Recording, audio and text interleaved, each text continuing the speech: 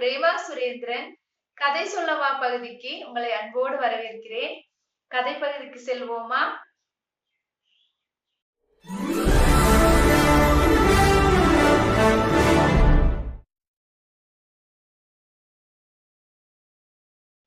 அள்ளிக்காட்டுல நிறைய விலங்குகளும் பறவைகளும் சந்தோஷமா வாழ்ந்து வந்துச்சு. நம்ம ஜம்பு குட்டி யானையும் தன்னோட அப்பா அம்மா யானையோட சந்தோஷமா வாழ்ந்து வந்துச்சு. ஒரு நாள் தன்னோட அம்மா கிட்ட ஜம்பு குட்டி யானை, அம்மா நான் விளையாட போறேம்மா அப்படின்னு சொல்லிட்டு காட்டுல ரொம்ப தூரம் நடந்து போகுது. நடந்து போகும்போது பார்த்தா தூரத்துல ஒரு நாவல் மரத்துல இருக்கிற பழங்களை எல்லாம் ஒரு ஒட்டகச்சிவிங்கி எந்த ஒரு கஷ்டமும் இல்லாம பறிச்சு சாப்பிட்டுட்டு இருக்கிறத பாக்குது.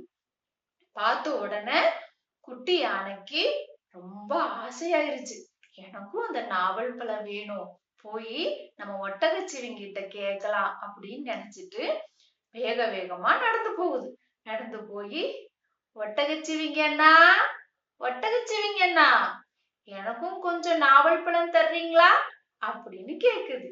கேட்ட உடனே ஒட்டகச்சிவிங்கி, அதுக்கு என்ன, தாராளமா பறிச்சு தர்றேன் அப்படின்னு சொல்லிட்டு ரொம்ப பழுத்த நாவல் பழத்தை எல்லாம் பறிச்சு குட்டி யானைக்கு கொடுக்குது. குட்டி யானைக்கு ரொம்ப சந்தோஷமாயிருச்சு. இந்த பழங்களை எல்லாம் ஆசையா சாப்பிடுது. சாப்பிட்டு முடிச்ச உடனே அதுக்கு ஒரு யோசனை தோணுது. என்ன யோசனை தெரியுமா? இந்த ஒட்டகச்சிவிங்கி எந்த கஷ்டமும் இல்லாம பெரிய மரத்துல இருக்கிற பழங்களை எல்லாம் சுலபமா சாப்பிடுது.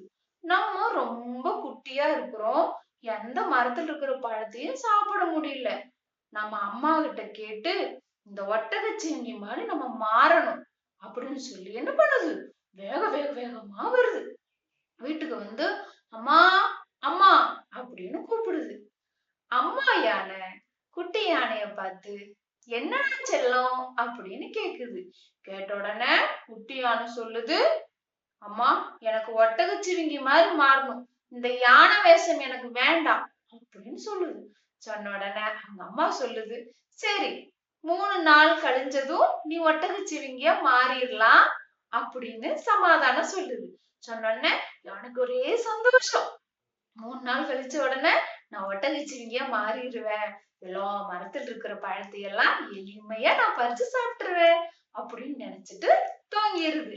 மறுநாள் காலையில எழுந்திருச்சு ஜம்பு யானை அம்மா கிட்ட, அம்மா நான் காட்டுக்குள்ள நடந்து போறேம்மா அப்படின்னு சொல்லிட்டு கொஞ்சம் தூரம் நடந்து வருது.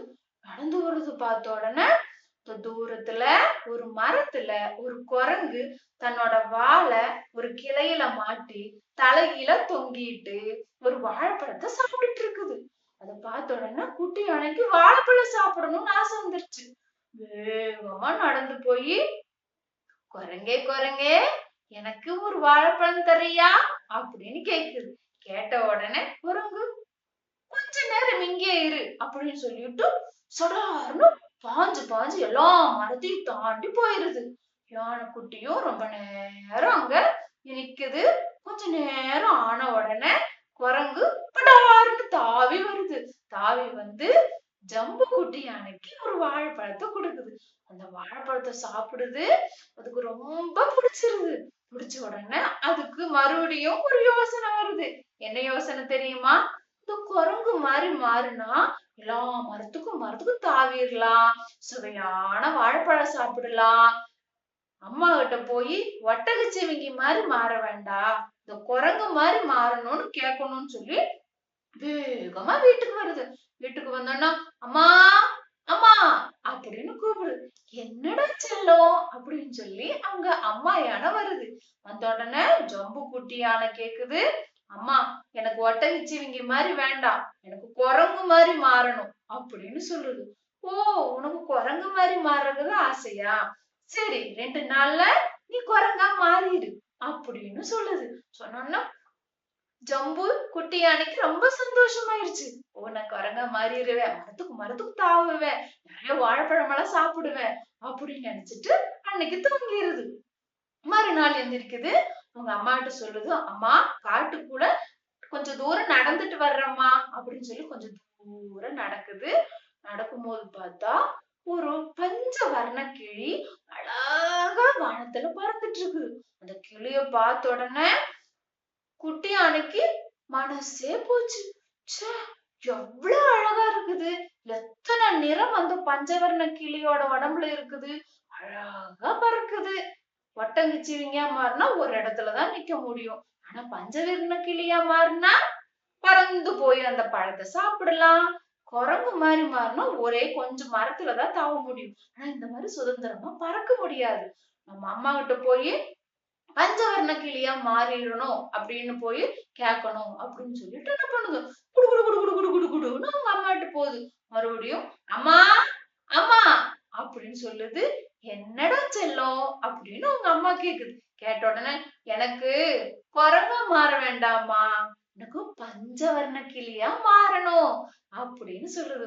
ஓ, உனக்கு பஞ்சவர்ண கிளியா மாறணுமா, நாளைக்கு நீ பஞ்சவர்ண கிளியா மாறிடு அப்படின்னு சொல்லுது. அது ரொம்ப சந்தோஷமா உட்கார்ந்துட்டு இருக்குது.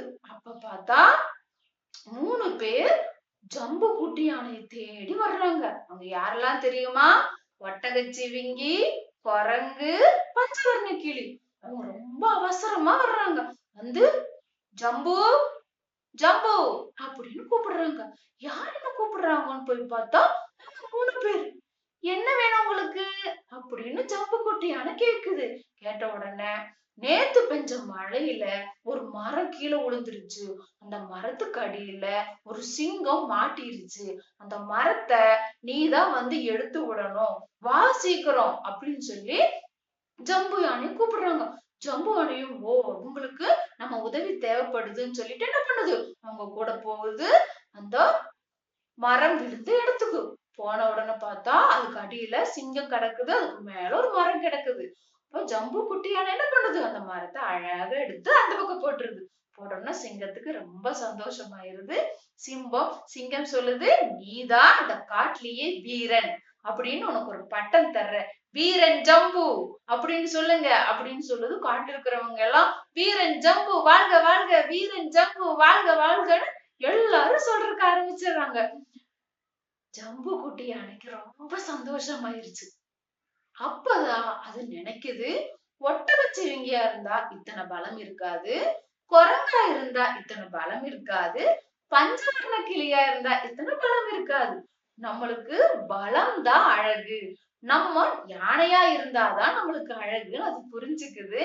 அது என்ன பண்ணுது, மறுபடியும் குடு குடு குடு குடுன்னு அம்மா கிட்ட போகுது. அம்மா கிட்ட போனோன்னா அவங்க அம்மா கூப்பிடுது. அம்மா அம்மா அப்படின்னு கூப்பிடுது. அவங்க அம்மா என்னடா செல்லம் அப்படின்னு சொல்லி வர்றாங்க. வந்த உடனே அம்மா எனக்கு ஒட்டகச்சிவிங்கியா மாற வேண்டாம், குரங்கா மாற வேண்டாம், பஞ்சவர்ண கிளியா மாற வேண்டாம், நான் நானாகவே இருக்கிறேம்மா அப்படின்னு சொல்லுது. அவங்க அம்மா சொல்றாங்க, ஆமா, நம்ம நாமதான் என்னைக்குமே இருக்கணும். மத்தவங்களை பார்த்து அது மாதிரி ஆகணும்னு ஆசைப்படக்கூடாது. நம்மளோட திறமைகளை நம்ம வளர்த்துக்கணும். ஒவ்வொருத்தவங்களுக்கும் திறமை இருக்கும் அப்படின்னு அவங்க அம்மா சொல்லுது. அன்னையில இருந்து ஜம்பு யார பார்த்தும் அதான் மாறணும் இதான் மாறணும்னு நினைக்கவே இல்லை. தன்னோட பலத்தை அது தெரிஞ்சுக்கிச்சு. அன்னையில இருந்து அது யானையா இருக்கிறதுக்கு பெருமையா நினைச்சு சந்தோஷமா வாழ்றதுக்கு ஆரம்பிக்குது. இந்த கதை உங்களுக்கு பிடிக்கும்னு நினைக்கிறேன். அடுத்த பதிவுல வித்தியாசமான ஒரு கதையோட உங்களை நான் சந்திக்கிறேன். நன்றி.